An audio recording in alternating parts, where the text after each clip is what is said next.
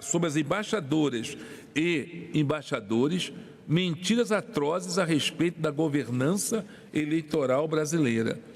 Contestou perante a comunidade internacional as decisões do STF e do Congresso que culminaram na rejeição do voto impresso, negando legitimidade a procedimentos democráticos que produziram resultados que o desagradaram. Hiperdimensionou e distorceu o significado do convite às Forças Armadas para a Comissão de Transparência, utilizando-o para defender que os militares assumissem posição de precedência em temas eleitorais técnicos. Criticou o programa para convidados internacionais do TSE e desencorajou o envio de missões de observação pelos países estrangeiros, chegando praticamente a denunciar o órgão de cúpula da Justiça Eleitoral brasileira perante a comunidade internacional pela prática de fraude sistêmica sem qualquer fundamento. Difundiu ameaças veladas sobre uma possível necessidade de sair das 4 linhas da Constituição, tendo em vista a rejeição da proposta de voto impresso e de parte das sugestões das Forças Armadas na Comissão de Transparência, criando falsa legitimação para eventuais pensamentos golpistas que se insinuassem.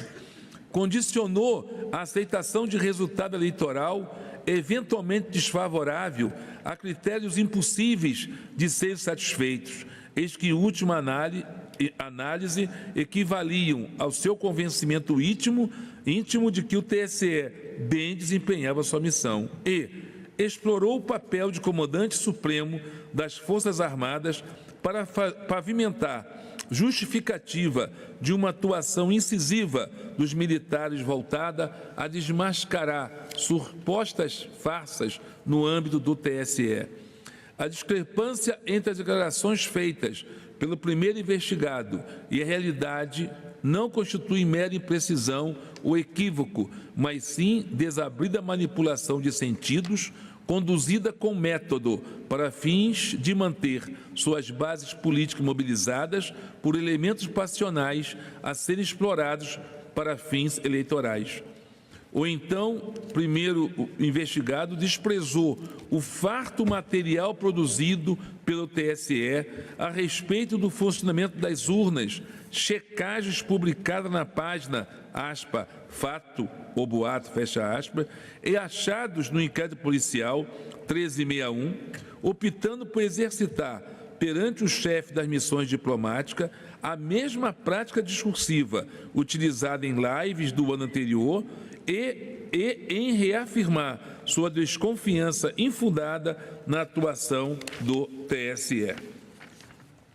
Sem jamais recorrer às vias institucionais para se informar adequadamente sobre o processo eleitoral, o primeiro investigado utilizou a reunião de 18/7/2022 para desmarcar sua firme disposição em continuar a usar as redes sociais como meio para difundir dúvidas meramente retóricas e a incitar insegurança, desconfiança e conspiracionismo, combustíveis para um crescente sentimento coletivo anti-institucional. O conteúdo comunicado às embaixadas e aos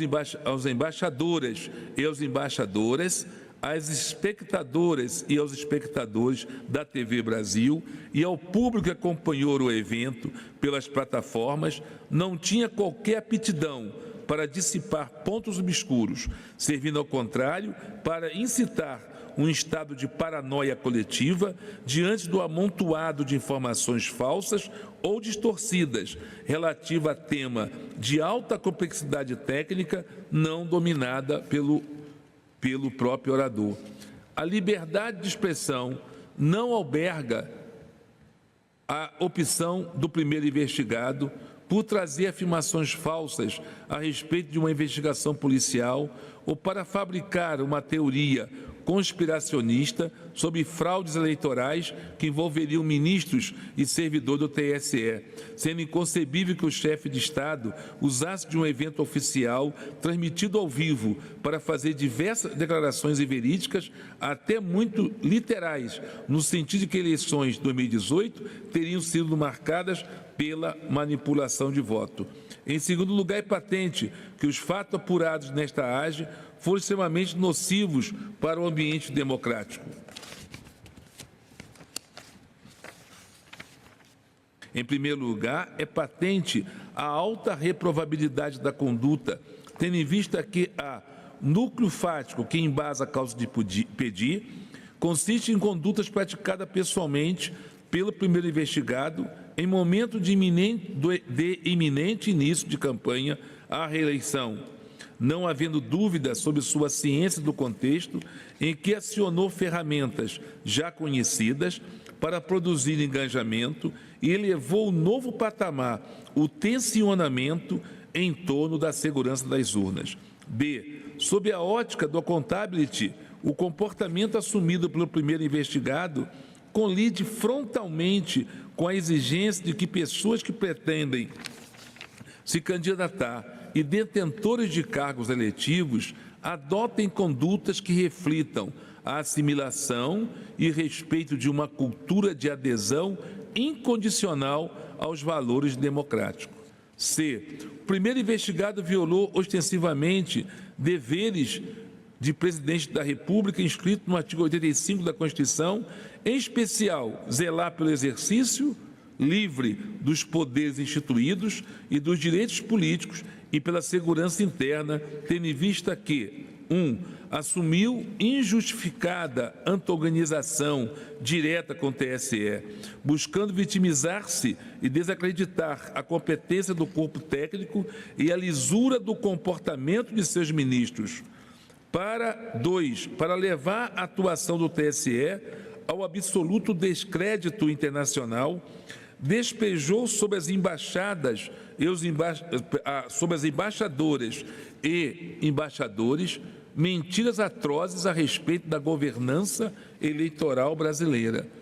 Contestou perante a comunidade internacional as decisões do STF e do Congresso que culminaram na rejeição do voto impresso, negando legitimidade a procedimentos democráticos que produziram resultados que o desagradaram. Hiperdimensionou e distorceu o significado do convite às Forças Armadas para a Comissão de Transparência, utilizando-o para defender que os militares assumissem posição de precedência em temas eleitorais técnicos. Criticou o programa para convidados internacionais do TSE e desencorajou o envio de missões de observação pelos países estrangeiros, chegando praticamente a denunciar o órgão de cúpula da Justiça Eleitoral brasileira perante a comunidade internacional pela prática de fraude sistêmica sem qualquer fundamento. Difundiu ameaças veladas sobre uma possível necessidade de sair das 4 linhas da Constituição, tendo em vista a rejeição da proposta de voto impresso e de parte das sugestões das Forças Armadas na Comissão de Transparência, criando falsa legitimação para eventuais pensamentos golpistas que se insinuassem. No mérito, julgo parcialmente procedente o pedido para condenar o primeiro investigado, Jair Messias Bolsonaro, pela prática de abuso de poder político e de uso indevido de meio de comunicação nas eleições de 2022, em razão de sua responsabilidade direta e pessoal pela conduta ilícita praticada em benefício de sua candidatura à reeleição para o cargo de presidente da República, Declaro sua inelegibilidade por 8 anos seguintes ao pleito de 2022, desde aplicar a cassação do registro de candidatura dos investigados, exclusivamente em virtude de a chapa beneficiária das condutas abusivas não ter sido eleita, sem prejuízo de reconhecer-se os benefícios ilícitos auferidos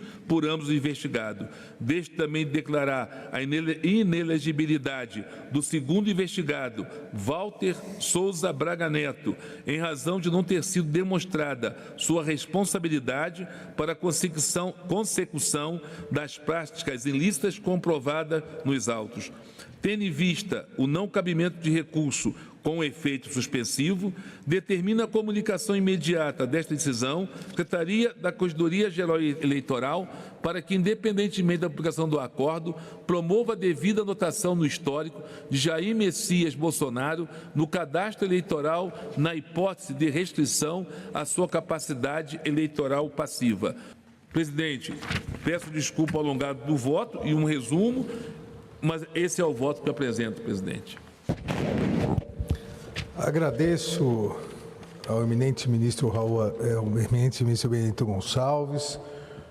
No mérito, Sua Excelência julgou parcialmente procedente o pedido para condenar o primeiro investigado, Jair Messias Bolsonaro, pela prática de abuso de poder político e de uso indevido dos meios de comunicação nas eleições 2022, em razão de sua responsabilidade direta e pessoal pela conduta ilícita praticada em benefício de sua candidatura à reeleição para o cargo de presidente da República. Sua Excelência declarou sua inelegibilidade por 8 anos seguintes ao pleito de 2022. Deixou de aplicar a cassação de registro da candidatura dos investigados, exclusivamente em virtude da chapa beneficiária das condutas abusivas não ter sido eleita, reconhecendo que os benefícios ilícitos foram auferidos por ambos os investigados. Também, no voto, deixou de declarar a inelegibilidade do segundo investigado, Walter Souza Braga Neto, em razão de não ter sido demonstrada sua responsabilidade para a consecução das práticas ilícitas comprovadas nos autos.